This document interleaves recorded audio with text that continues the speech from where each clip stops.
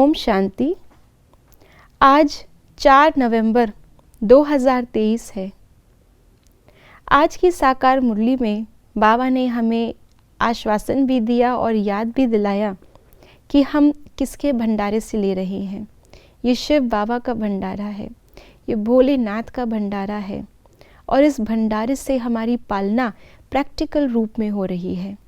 तो इस भंडारे में कोई भी चीज़ अप्राप्त है ही नहीं, लेकिन उसे प्राप्त करने का जो आधार है वो है हमारे दिव्य गुण, और उसमें भी श्रेष्ठ से श्रेष्ठ गुण है पवित्रता। तो ऐसे ही शिव बाबा के भंडारे से पलने वाली आत्माओं की क्या क्या प्राप्तियां होती हैं, आइए जानते हैं आज के बाबा के अव्यक्त इशारों से। दिल दिमाग सदा आराम में हो, सुख चैन की स्थिति में हो, ऐसी संतुष्ट मणि बनो। यह संतुष्टता ही बाप की और सर्व की दुआएं दिलाती है। संतुष्ट आत्मा सदा अपने को बाप और सर्व की दुआओं के विमान में उड़ता हुआ अनुभव करेगा। दुआ मांगेगा नहीं, लेकिन दुआएं उसके आगे स्वतः ही आएंगी। शिव बाबा का भंडारा भरपूर, काल कंटक सब दूर। ये इस समय प्रैक्टिकल संगम युग में हम ब्राह्मण आत्माओं का ही अनुभव है। जिसके पास शिव बाबा के भंडारे से प्राप्त की हुई प्राप्तियां हैं, वो संतुष्ट नहीं होगा तो भला क्या होगा।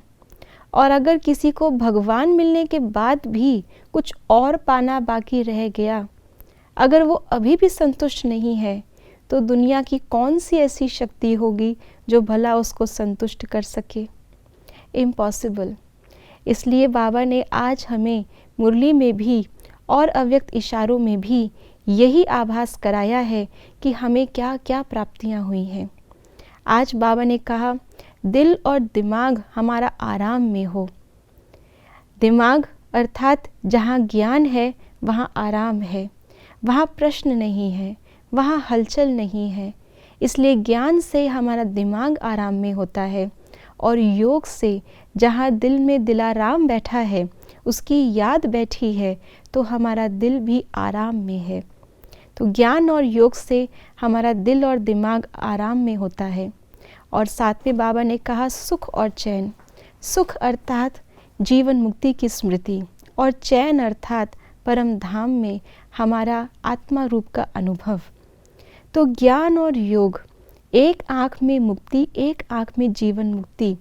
ऐसी हम संतुष्ट आत्माएं हैं जिसको कुछ नहीं चाहिए, वो सबको देने वाला, और सिर्फ एक ही चीज़ सबसे लेता है, उसके बदले में वो है दुआएं। तो ऐसे सहज पुरुषार्थी, ऐसे भोलेनाथ के भंडारे से पलने वाली हम संतुष्ट मणियाँ हैं। ओम शांति।